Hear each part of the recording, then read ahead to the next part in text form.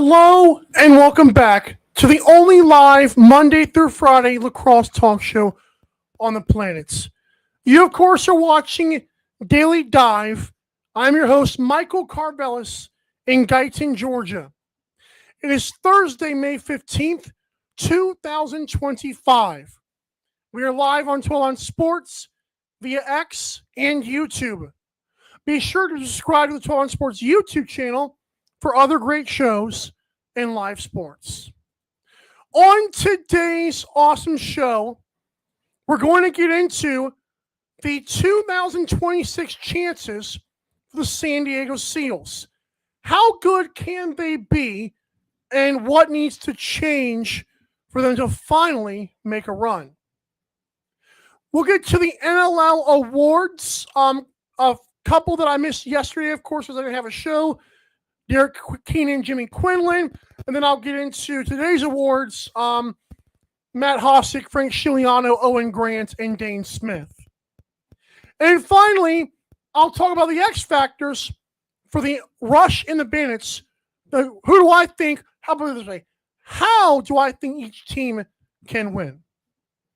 We want to first let you know this show is presented by the ticketing platform at 12ouncesports.com.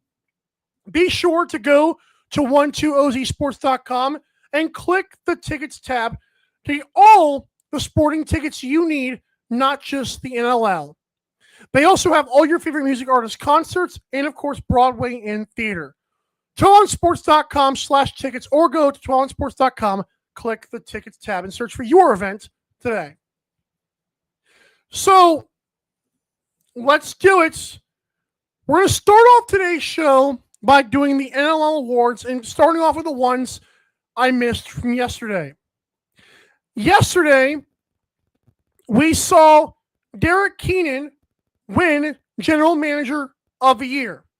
He, of course, is the guy, the mastermind behind the Saskatchewan Rush, and I thought this was such a nice full circle moment for Derek Keenan because it is his fourth time winning this award. But Derek Keenan, remember I talked about on this show like a year ago, how he penned a letter to fans saying something like, just trust me again one more time. And that was so cool because it's like people knew what he was capable of. And boy, did he turn the ship around quickly. The Rush are right back to where they need to be, which is in playoff contention, and now they're back to the finals, meaning Derek Keenan deserved all the credit here. I did choose Mike Board as my General Manager of the Year ultimately, but I was not surprised that Derek Keenan was the winner. I felt like it was a very deserving award. I had like a 1A and 1B kind of deal, and I'm not mad that Derek Keenan won this award because I believe it was well-deserved. Like I said, the move of Matt Hosick is a big deal. Adding Brock Haley, I don't know who in the organization gets credit for that, but Brock Haley was literally the trash of Kurt Milosky.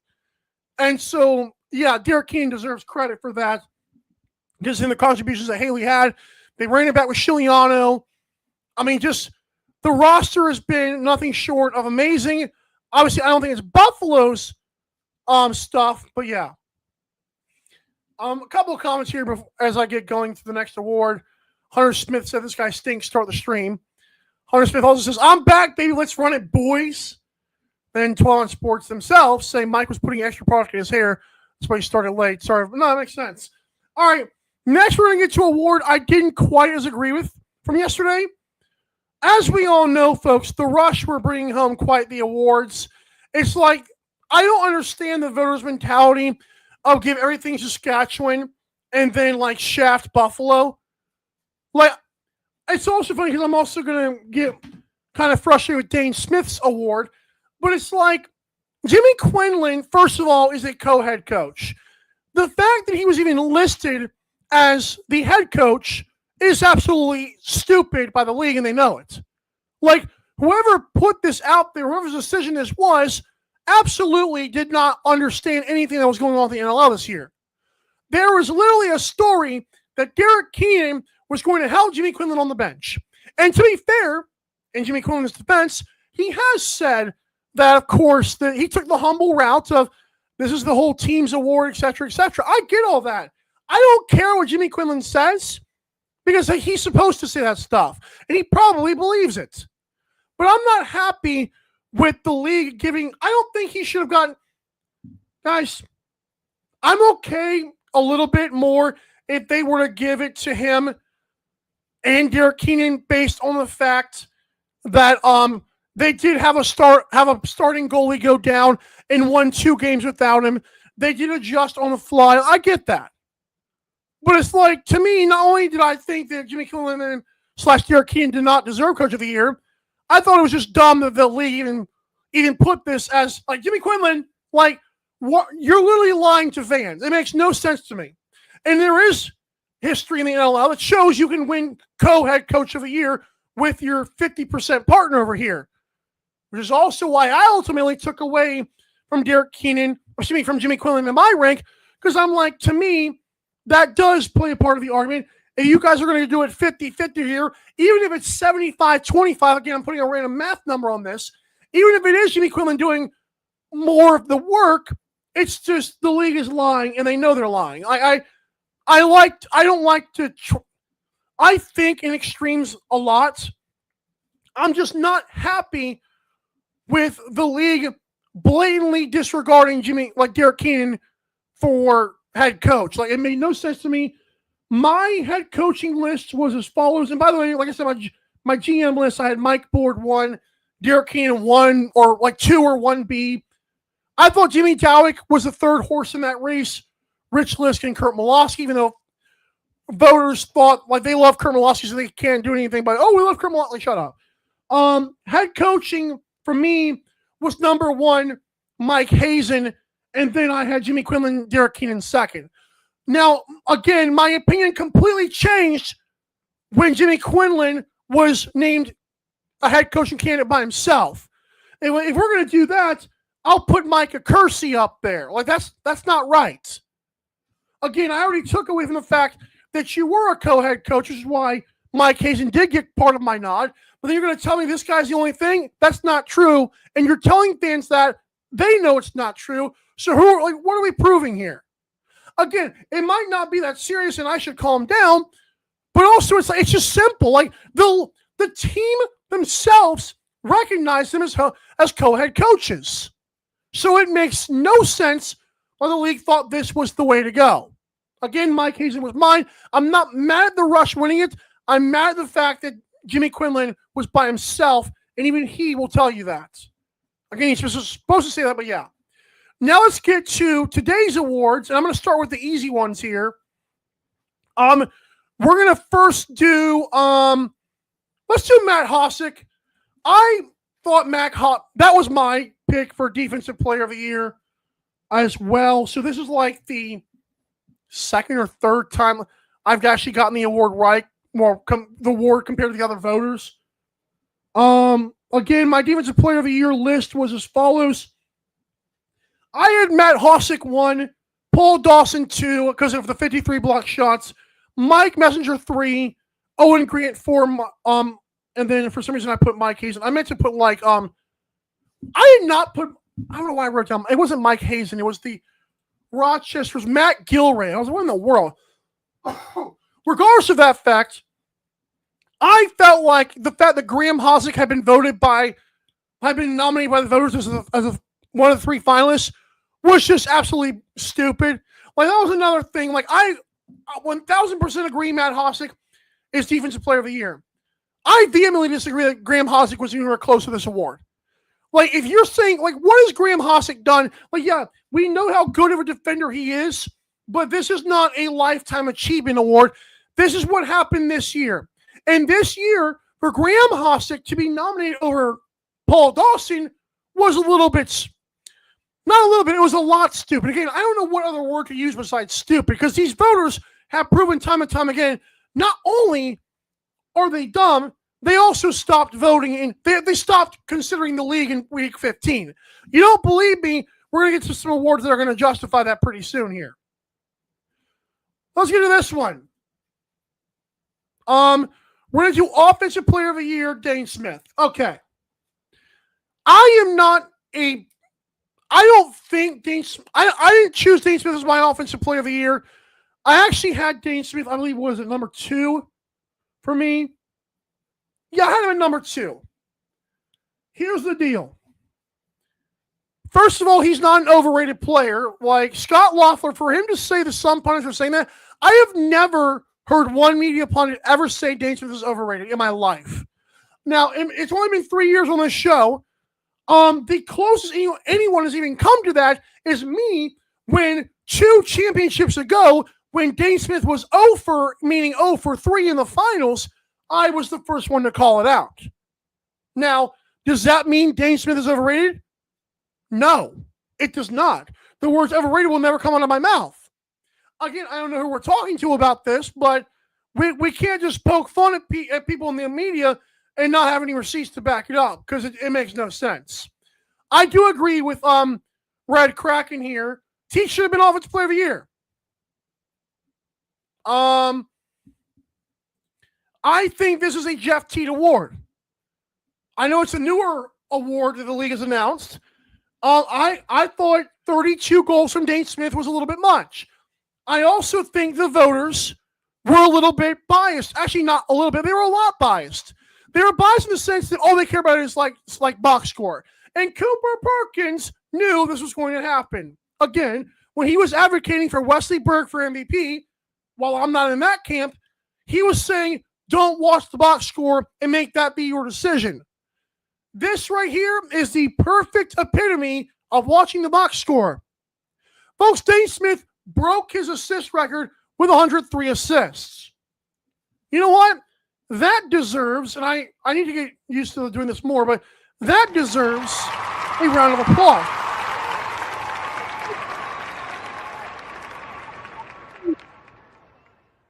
He also only had 78 assists. Hey, hold on. Now, the reason I say that is because secondary assists are the most overrated stat in the entire league. They're pointless. There are times when I'm like, yeah, I said it before in the show, I'll say it again. Tic-tac-toe, I like that. The problem is that happens like less than half the time. That happens at like the end of halves, or like when the Bandits are occasionally on the power play. That does not happen every single assist. So Dane Smith led the league with 78 primary assists. Good for him. But he came nowhere near 103 assists. We can combine them and say combined assists.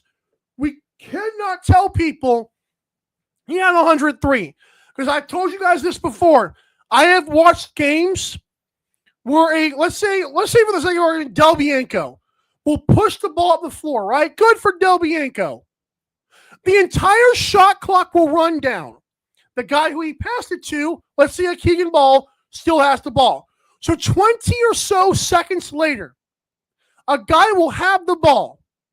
Give it to a guy who scores the ball. Wow, that's amazing. Good for them. They scored. And then at the same time, a guy who had the ball and checked out the floor 25 seconds ago gets an assist. In what world does that make sense? I know that hockey has secondary assists. I would not be shocked. I would be a bit surprised if they counted those secondary assists. Because that's a story that hockey needs to have too. That's not, again, I'm not saying it's not right. It's just a weird stat. Because what it did was it gave a guy who, again, had, don't tell anybody, don't tell anybody, like don't tell the Bandits fans, and please do not tell Scott Loeffler what I'm about to say. Dane Smith only had 78 primary assists. No way. What? You mean the guy who broke an assist record only had 78 assists when he basically had 103? NLLstats.com, Hunter Smith. You should know that, by the way. NLLstats.com, and just like literally click additional stats when you get to the teams, and you'll see Dane Smith has 78 primary assists. Again, I'm okay with saying Dane Smith was a great playmaker this year. But Josh Byrne had 90 assists and scored 44 goals. So calling Dane Smith Offensive Player of the Year was a bit much, in my opinion. Now, I do think more Buffalo Bandits should have been in contention for these awards. For some reason, they were not. But I just felt like Dane Smith, it felt like no one cared to watch the games. Because if you look at it, oh, wow, Dane Smith, 103 assists, broke a record, Offensive Player of the Year. It just has no substance. If the argument for you is that, then I don't think you care to watch most of the games. Again, despite missing a few of my daily shows in the last few weeks here, life is tough when you're getting old, I have been watching every single game. I don't think I've missed a single game this year, even if it's been watching the replay.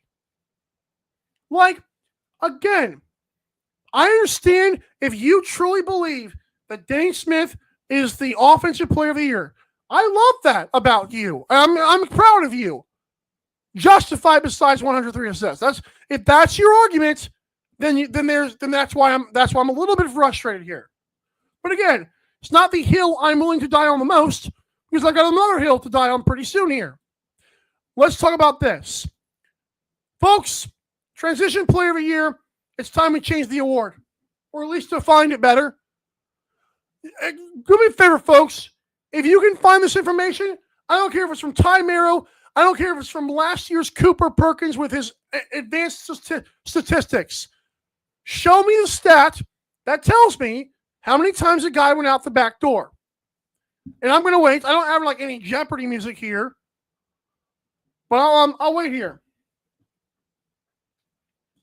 I'll get a sip of water while you're doing this stuff here, okay? No, you can't find it? Wait. No. Why? You can't find the stat that says how many times he went out the back door? That's weird to me. I could have sworn most of the argument I hear for Transition Player of the Year is about, he went out the back door, and Zach Currier played forward. And I've heard it from more than one person. So the person who thinks I'm talking to them, I'm not. I heard it from a few people, actually. So I'm like, were you counting the doors? I don't know if anybody was doing that. Because if they were, it would probably be a stat by now, and it's not. So, again, I'm not angry that Owen Grant won the award, because I do think the award is not defined very well. I think we're talking about a baseless opinion, like, Ian McKay played forward this year. Even though Ian McKay was a Swiss Army knife. Zach Currier played forward this year. Same thing with Ian McKay. Jake Boudreau, Ryan Terefenko had way more loose balls and way more shorthanded goals than this guy Owen Grant's. But sure, we had to vote for a Vancouver guy. I love Owen Grant as much as the next guy. This is why I asked for voters not even to justify their picks. I think that personally, I want the voters to tell me their definition of these awards. Because tomorrow, we're going to have these things called Rookie of the Year and MVP. And most valuable player, can be thrown around quite a different ways. I'm just saying. Hunter Smith said, Georgia Terrence should have won Offensive Player of the Year. I don't mind that. Byrne probably MVP. I feel like Dane and Josh, and again, people have criticized me for saying this. I don't know why people get mad at me for this. I'm just in other sports, guys who are great on the same team, unfortunately, will cancel themselves out for MVP. How can you be the most valuable player if your teammate is also has the same argument? How much value did you bring to your team? Because if I took Josh Byrne or Dane Smith off the Bandits, not both, but just one, I think the Buffalo Bandits are still in the NLL Finals. I could be wrong, but it could be very well close. So it's how much value did those guys bring? Which is why I want them to justify what they're saying. I don't know if you think, oh God, if you think Frank Scigliano is goaltender of the year, not only do I think you're blind, not only do I think I made up your mind in week 15, I also want you to explain your reasoning here. Because just like with Transition Player of the Year, It's a very vague award. Goaltender of the Year has completely lost me. I'm changing Goaltender of the Year. I'm going to change that award name.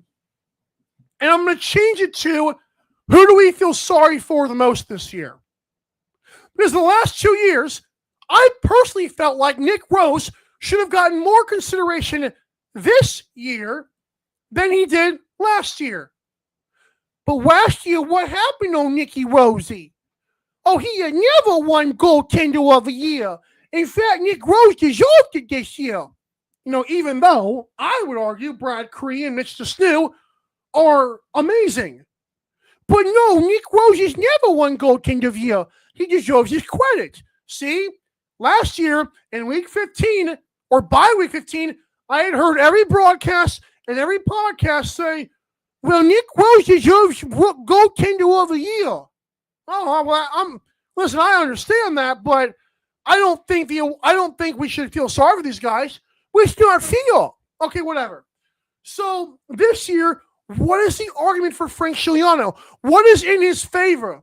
Well, did you see those acrobatic saves? Yeah, I mean, I saw that from every goalie. Well, he's never won the award before. Here, do you want a tissue? Like, is this what you want? You want me to go up to Frank Scigliano and wipe his eyes? I don't even know if he cares about winning goaltender of the year. Why would he? You got these people that by week 15 decided we feel bad for Frank Scigliano. Why? Like, I literally heard that a couple of times. Publicly, people said he deserves it. Why?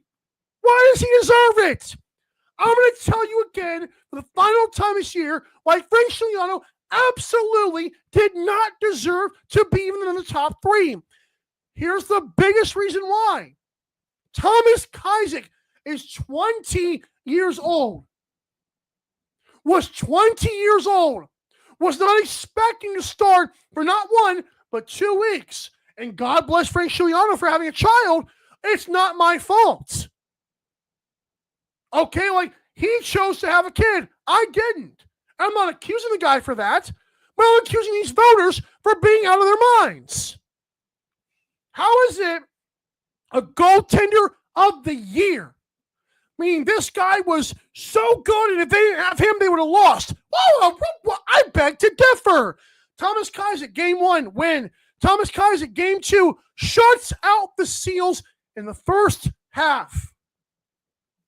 At 20 years old, with no backup, because Keegan Bell has even been on record saying he didn't think he was actually going in those games. He was just dressing just in case Kajek got hurt.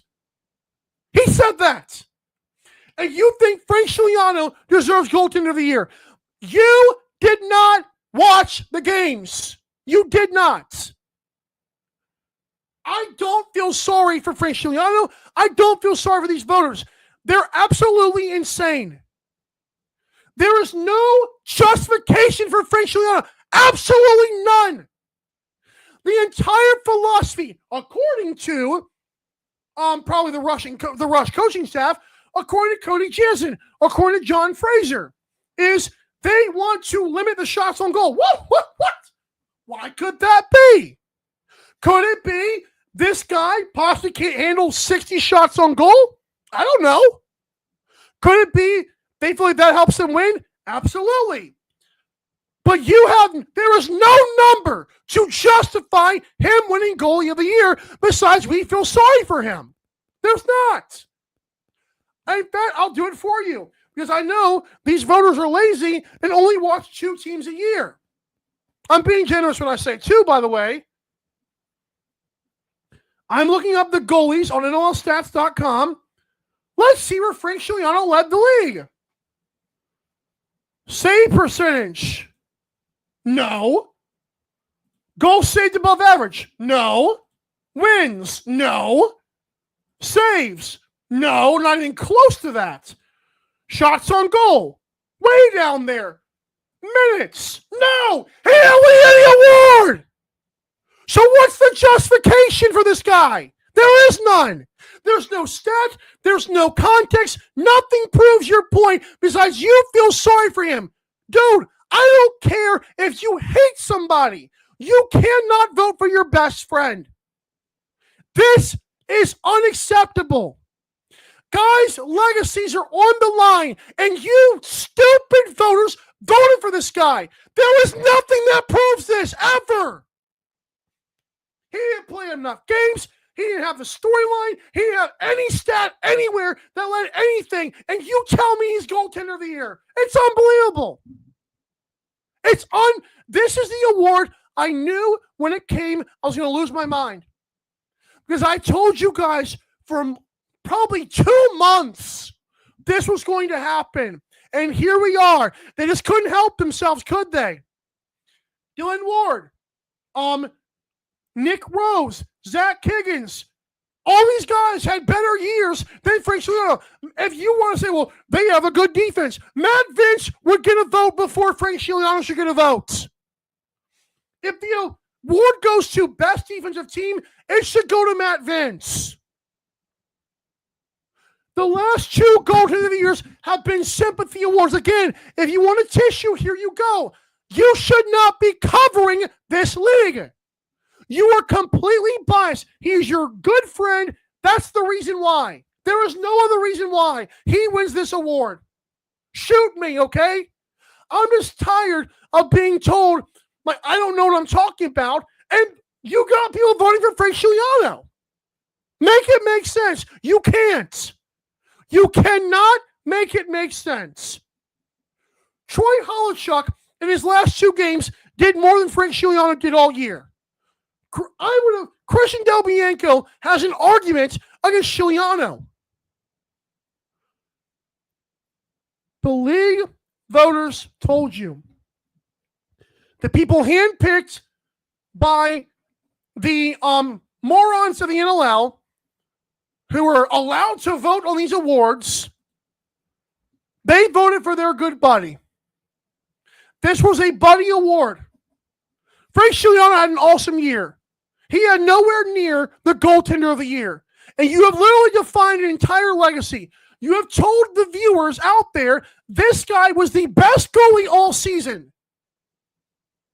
Like, why are we lying here? Like, what is the point of lying to people? Did we not also watch the games? Oh, wait, here's the thing. I guarantee you, folks, fans watch way more games a lot of these voters did. I can promise you, because I know of a few voters who cover one team, and I'll be darned if they are out there watching other teams. They're not. And everyone knows they're not. But yeah, this guy, the league voters, just the people that we're supposed to trust, just told you this guy is goaltender of the year. Wow. You know, the same people will hide in the woodwork and call someone like me a hater for calling out their BS. It's almost impressive. It really is. I did that topic first because I had to get it out of the way because I knew I was going to lose my mind. It makes no sense that happened. And you know the best part is about MVP and Rookie of the Year tomorrow at noon Eastern? What's going to happen is I think Dyson Williams will win Rookie of the Year. And I might lose my mind again. Whatever. I might save that for Monday, too. I don't know. Oh, I just, blood pressure's insane. All right, when we come back, we're going to talk about the 2026 chances for the San Diego Seals. Don't go anywhere. Daily Dive will be right back.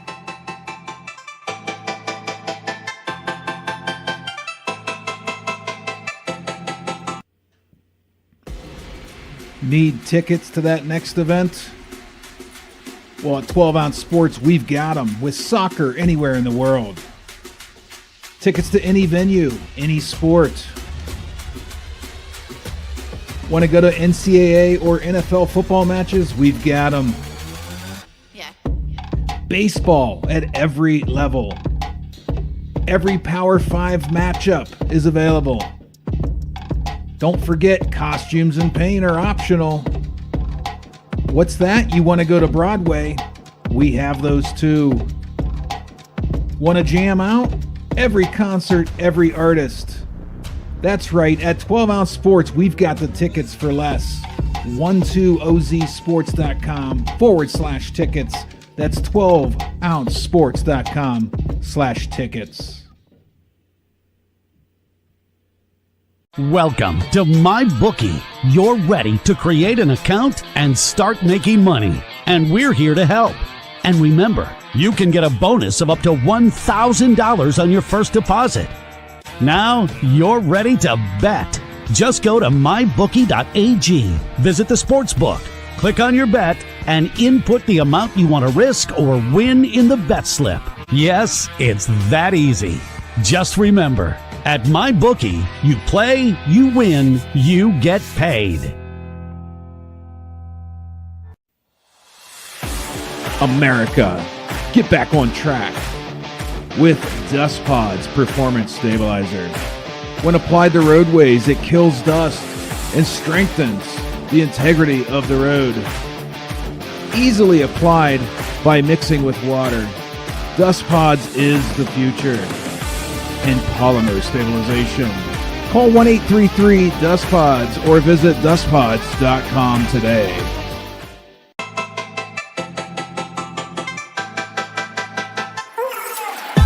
Daily Dive is back in 5, 4, 3, 2, 1. Welcome back to Daily Dive. I've calmed down. I've drank water. I feel great now, and I hope you're enjoying yourself too. Oh, it is Thursday, May 15th, 2025. You're watching Daily Dive, the only live Monday through Friday lacrosse talk show on the planet, even though I'm an esteemed media member, according to people online who think that I think that of myself. No other media member has a daily lacrosse talk show, which is absolutely insane to me, right? Like the people out there, not taking shots at them, people out there who said, I don't know what I'm talking about, don't even talk the game like I do. It's insane. But cool. I'm good. Good for them. It's Thursday, May 15th, and we are live on 12 on Sports via YouTube and X. Go to 12onsports.com. Why don't you? Alrighty. A more sombering thing here. Not sombering, but a more positive thing here. The San Diego Seals finished 9-9 this season. They did make the playoffs, but they did fall short in the end. Single elimination to the Buffalo Bandits. If you run into Buffalo, I understand that. The only problem is San Diego has run into more than just Buffalo the last few years. Doesn't matter who the goalie is, whether it be the aforementioned Frank Scigliano, whether their coaches, whether their offensive players be headed by Curtis Dixon and Dane Doby, or headed by Wesley Berg, Zach Currier, and the crew. Heck, even Austin Stotts, remember him? It's just crazy. All of that stuff has changed, and they've tried to stack the deck. Joe Tsai, rightfully so, has paid his players, probably more so than the soft salary even allows. Well, I'm not knocking the guy. This thing, it's good for him that he does that, but yet it's produced absolutely no fruits whatsoever. It is nice the Seals had some fans show up this year, but they also had a few duds, but we're not going to harp on that. We're going to look at the next year's chances for this lacrosse team. Now, to me, Patrick Merrill, who I believe is a viewer of the show, I could be wrong, but I noticed that he dabbles in the Instagram sometimes, and that's awesome that he does. Like I love when coaches and players like take in media. It's kind of cool because it kind of like gives them more motivation. So Patrick Merrill, here's my motivation for you. I think your seat's getting warm. If not, it's already hot starting next season. I think you're a good coach that has shown you can coach a good team, but can you coach a great team? And that's an issue. Like the conversation has to be had by somebody, and I'll do it for him. And I think Patrick Merrill understands that. I'm not saying Patrick Merrill's saying I did a great job this year, because he probably didn't say that at all. But I was going to say for the fans out there, I think Patrick Merrill his seat will be getting a little like 90, like he's got like a 99.5 fever right now, Fahrenheit. And like it's going to reach 100 probably by the time next season starts. I will say again, expectations have killed this team like badly. Frank Scigliano suddenly, at least when I first started doing the show a few years ago, he was known as like playoff choker kind of thing, or Pat Gregoire said that people thought he ran out of gas, which is a very weird statement to make when it's a week-to-week league. Like, I think NBA players and NHL players can run out of gas, even baseball guys, maybe. That's a stretch, but get it, the seventh inning stretch. I just feel like I don't think Giuliano ever ran out of gas. He might have just met an awesome opponent. But I also think I myself am guilty of this. We thought that Chris Ruglieri was going to take a jump. He simply did not this season. And I'm not saying Chris Ruglieri will not be awesome, but I just think that 76.5 is not good whatsoever. It's just not. Frank Giuliano also did not want to face a lot of shots, but at least Giuliano held his ground and did do good for the shots that he faced. Chris Ruglieri just didn't do that great. Again, 76.5 save percentage, they had 11.52 goals against average, and to me, the Seals' defense in transition is really good. So I was just expecting a guy to take a leap he has not yet. And again, for the context of Chris Ruglieri, now I do believe it's like this conversation can get very watered down, but the guy literally is 22 as of December. He'll be 23 in literally 7 months, okay? I'm 28. I'm assuming most, if not all, media members I've ever seen are older than 22. I could be wrong, but I'm pretty sure that's true. So we're looking at a guy who has not even been close to reaching his peak. And we're saying we thought he was going to take the step. Now, he is 6'3". He is from Orangeville, the goalie factory. So, yeah, we were expecting a little bit too soon. But, folks, this was his second year starting. And I don't know if you guys have learned what I've said before, and this is true in all sports. Sometimes a rookie who dominates in year one might have a sophomore slump. It's not saying the guy didn't work in the offseason. It's not saying he's all of a sudden not going to be good. The league figured out his tendencies. And as I forget which broadcaster said it on an NBA game recently, it might have been Candace Parker, but a female broadcaster, the Candace Parker Doris Burke, said the good players have moves, the best players have counter moves. There's a lot of really good players that can go out there and put up stats, and even goalies who can stop some shots. Look at Thomas Kajzik, who's 20 years old. But the league will adjust and make their adjustments to you, so the best players will. Year 3, it would not shock me if a Ruglieri suddenly goes back to 79 or even 80 save percentage next year. Not calling it. I'm not saying it's going to happen. Haven't made my predictions yet, but I think that's what this team's going to rely on. Wesley Berg, despite not being a spring chicken, is only 32. And he's a veteran on that team. They've got Rob Hellier, who I thought was going to have a great year, and he did.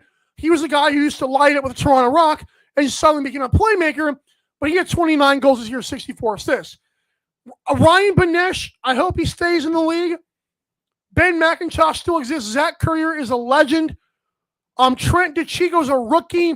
Pat Cavanaugh is a rookie. James Riley. And, of course, like I said, Ruglieri, Trevor Baptiste. This team's going to be good next year. I believe it's up to a Ruglieri if they're going to be great. Again, I do think, again, like I said, Patrick Merrill, his temperature going into the season might be a 99.5. It can raise if they fall flat on their face again. But again, I'll say it. I think this team is going to solely depend on Ruglieri. I think this team has the roster, and I think their coaching is good enough to contend. So again, it's our fault in the media for thinking he would take the next step. It was only his second year starting. Next year, Seals might be one of the best teams in the league. And that you can confidently kind of say that. I say confidently, kind of, that kind of contradicts itself, but who cares?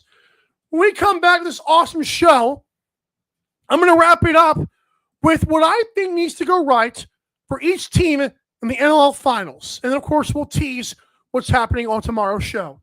You're watching Daily Dive. Thanks so much for tuning in. Don't go anywhere. We're going to wrap it up next. Don't go anywhere. Daily Dive will be right back.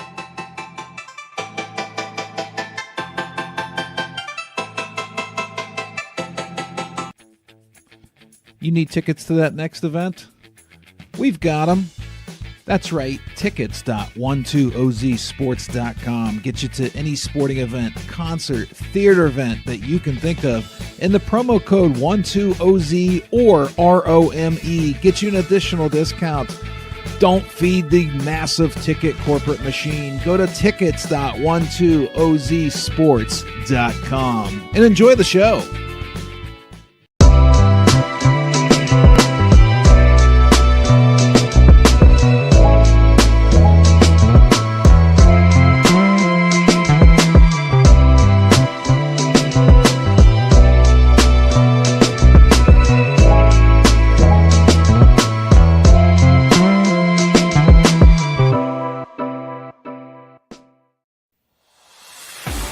America, get back on track with Dust Pod's Performance Stabilizer. When applied to roadways, it kills dust and strengthens the integrity of the road. Easily applied by mixing with water, Dust Pods is the future in polymer stabilization. Call 1-833-DUST-PODS or visit dustpods.com today.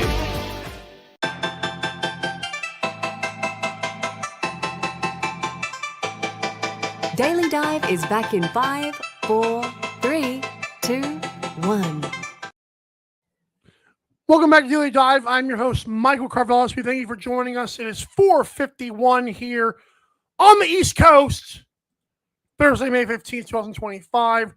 Live on 12 on Sports YouTube and X. Be sure to subscribe to the 12 on Sports YouTube channel and check out the tickets by searching your favorite event, sports, theater, Broadway, or music by clicking the tickets tab on 12ozsports.com. You can also bet on college lacrosse by going to mybookie.ag and signing up with the referral code DAILYLAX. That's DALYLAX. All caps, no spaces on mybookie.ag.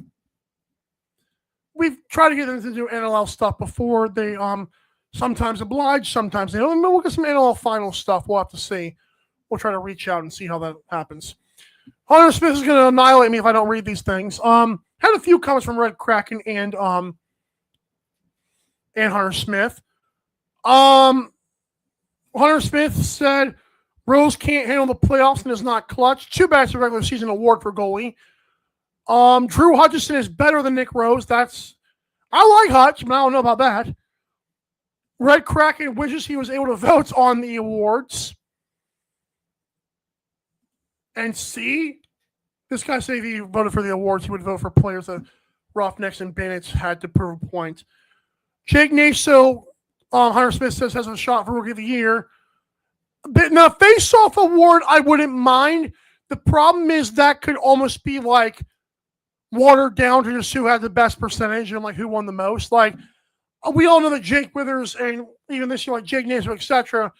Like Jake Withers would have already won like 5 of them things, and good for him. But I thought about that too. I was like, if Dyson Williams wins Rookie of the Year, that wouldn't be a bad choice. Wouldn't be a bad choice, but as I've said before, Adam Patra put up almost the same offensive numbers and also did things on defensive end that other players didn't do, which is why I gave it to Adam Patra. Again, Dyson's not a terrible choice. I just feel like if the voters vote for Dyson, it's clear they didn't want to watch the games. And that was my thing, is that like Adam Patra did almost everything Dyson did on offense. He just did it all on defense too. Like that to me is the cake right there. Hunter Smith says the Seals need to stop drafting college guys with no experience like Kavanaugh. Possibly. Better goalie. Shame on you. And then he called me a nerd. Thank you, Hunter. All right.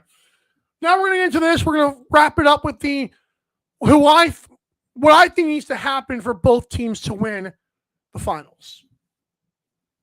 This actually topic stems from OTCB podcast, where they asked a question. Hit us with your questions ahead of this week's show. Well, they didn't ask. They asked for questions. I commented one of mine, but Hutton Jackson said, if the Bandits win their third straight finals in 5 appearances, do they become the greatest National Lacrosse League and Major Indoor Lacrosse League dynasty? If not, where do they rank among the below teams? You've got the 2015-2018 Rush, 2012 to 2014 Nighthawks, 1999 and 2003 Rock. Wow, that's interesting. The Rock would be a tough one in my opinion. More important, Casey Lee says who will be the X Factor in the finals. That's where this topic's about to happen. I said who is most important to a potential Rush championship, and I'll give my reasons I asked them. Even though it was two of them, actually I'll give you three. Two of the ones I gave for the Rush to win the finals. Two of the things they need to have happen. Success in transition is number one, because I feel like the San Diego Seals and even the Vancouver Warriors in the regular season showed if you were pushing transition, Buffalo, starts, okay, you guys got the young horses out there. That makes sense. Now, Matt Vince can make some Jesus Christ-like saves, and it's like, well, crap. Like, that could trump that. But success in transition is going to matter for Saskatchewan. I also believe the biggest reason, the biggest strength that the Rush might have is if they can play their own tempo. If they can limit the goaltender of the year, Frank Giuliano, to like under 50 shots on goal or right around 50 shots on goal for the against the Buffalo Bandits, they have a good chance of winning. Now, I do believe that could happen and they could still lose, but I just feel like the Rush all season, even their commentators have said, oh, we don't want this guy to make a lot of saves. So if that is going to happen, you're going to like between 40 and 50 shots on goal, and then you'll feel like you have a pretty good chance to win if a little more things fall into place. I'll add another thing that can be very vital in this series. Folks, guess what? Jake Naso dominated Jake Withers in both the games against the for the Rush against the Thunderbirds. What does Buffalo love to do at home? And Hunter Smith, you're going to like this. What does Buffalo love to do at home? Steal momentum and go on these 5-6 goal runs. Just run after run, and part of that is Connor Farrell at the dot, the milkman. The milkman, go. Folks, I'm going to be honest with you. I think Jake Naso might sour the milkman. That was a great line by me. I'm going to Jake Naso stat line real quick because I forget how he did against, I can't remember if he played the Bandits game or not. He did play Buffalo. He went 11 of 19. And they only lost that game by 1 goal. That was in Saskatchewan. That was without Robert Church, by the way. So here's the deal.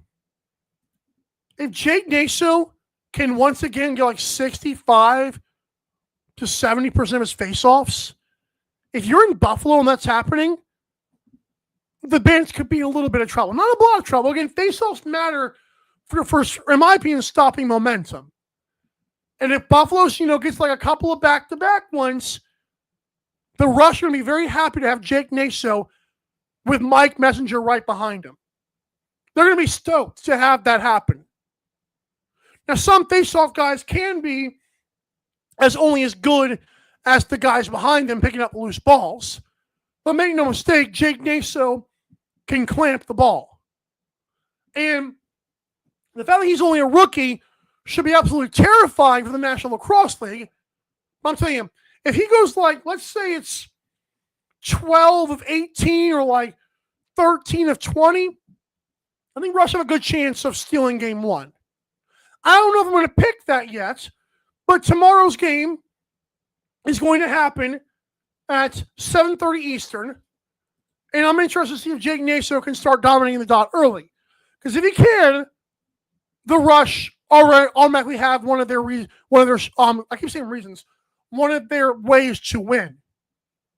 So again, success in transition, not just transition opportunities, but because they're going to get opportunities, it's can they capitalize?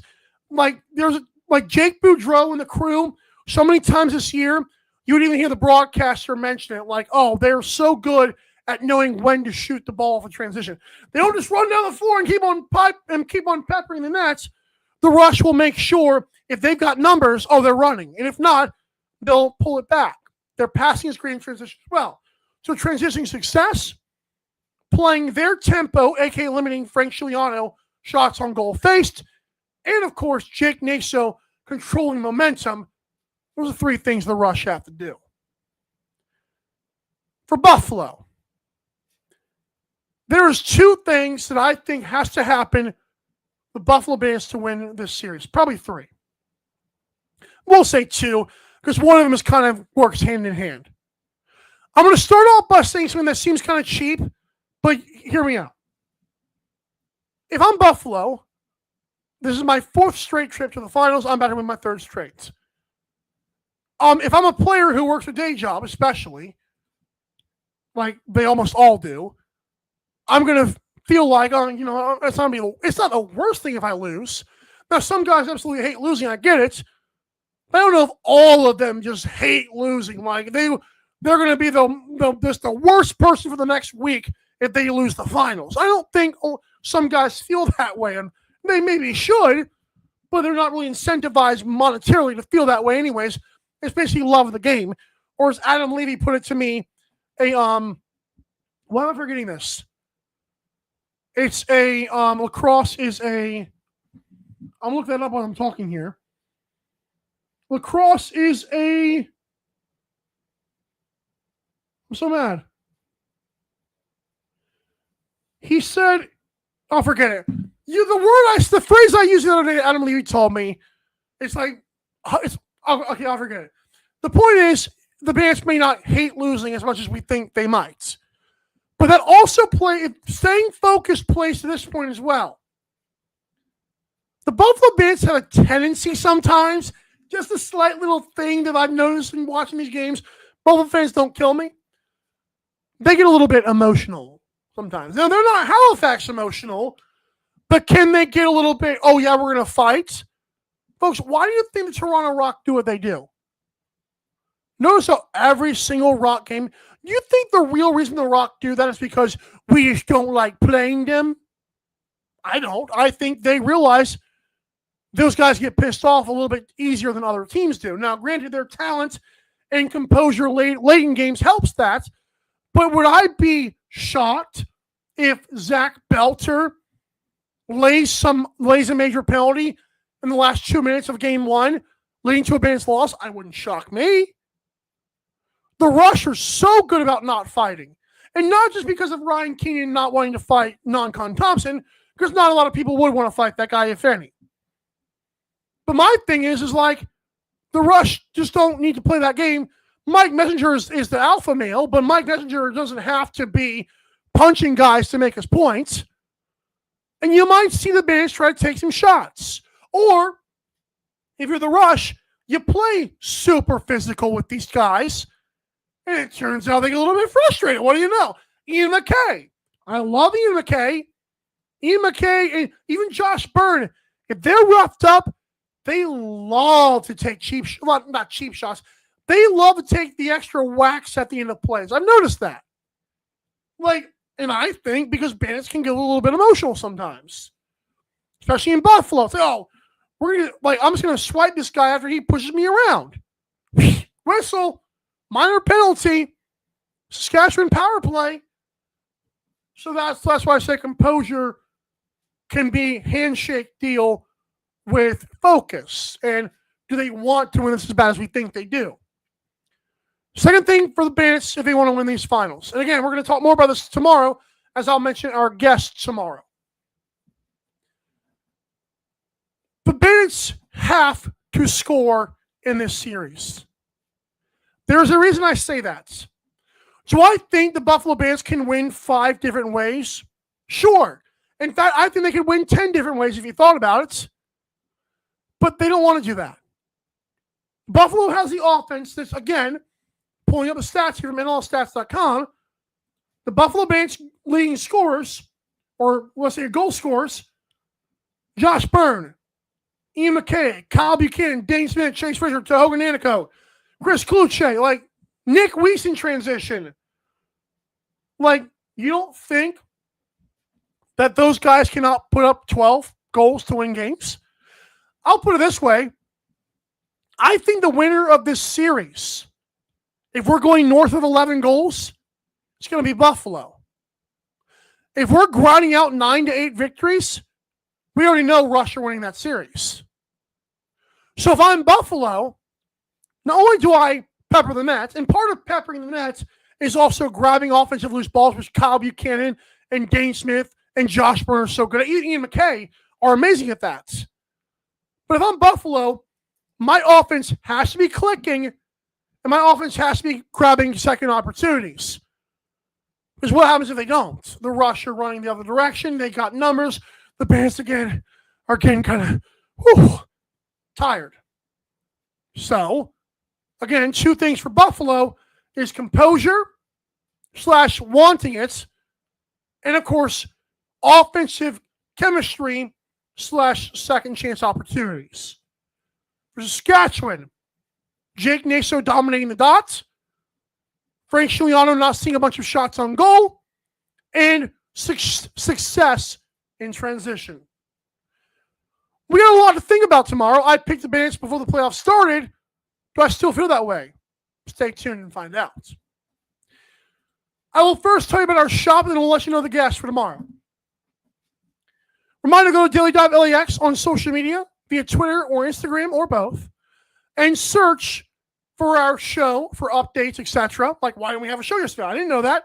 You would have known had you been on Twitter and followed Daily Dive LAX. I was tired, honest to God. You can also see our merchandise from our store. Go to the link tree in our social media bios, or click goes there directly to dailydivelacks.creator-spring.com. I'm very excited to announce that while Adam Levy, of course, is not going to be here tomorrow as he takes time away from covering the sport, make no mistake, tomorrow, Pat Gregoire will be live from a very cool location, I'll say, and we'll have a guy who was pretty big at the trade deadline, a guy who many lacrosse people know personally, a guy whose nickname doubles down as a cuss word. Ryan Frick McMichael. Can't wait to talk to him tomorrow, along with Pat Gregoire, etc.